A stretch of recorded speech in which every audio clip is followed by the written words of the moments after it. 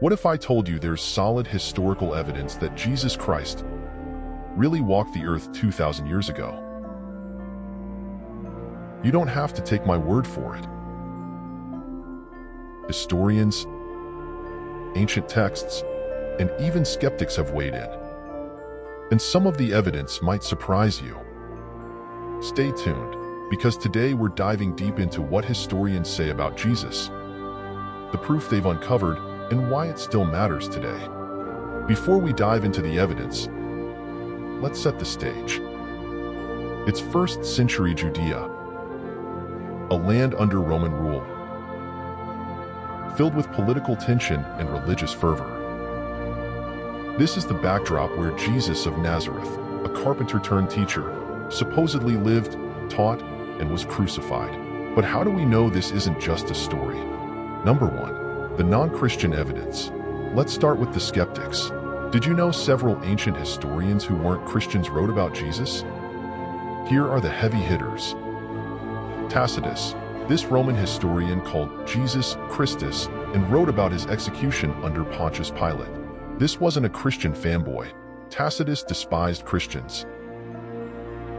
Josephus, a Jewish historian, mentioned Jesus twice. Sure, some parts might have been edited later, but most scholars agree his core references to Jesus are authentic. Pliny the Younger and Lucian. Even letters and satirical writings point to early Christians worshiping this man who was crucified. These weren't believers. They were documenting a movement they saw as strange, maybe even threatening. Now, what about Christian writings?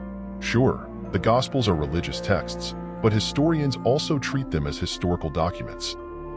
Here's why. They describe real historical figures like Pontius Pilate and King Herod, aligning with what we know about 1st century Judea.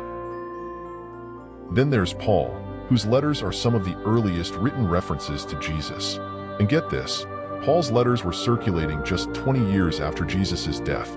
That's incredibly close in historical terms. Okay, so we've got written records, but what about the world Jesus lived in?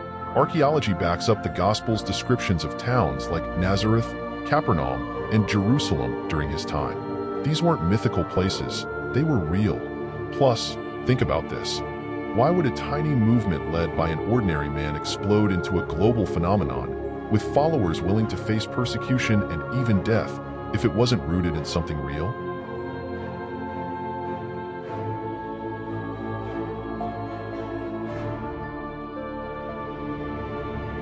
Now, you might be thinking, if Jesus was real, why don't we have physical proof? Good question, but here's the deal. Many ancient figures didn't leave physical traces.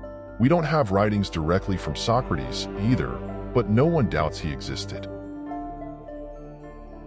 So, what's the verdict?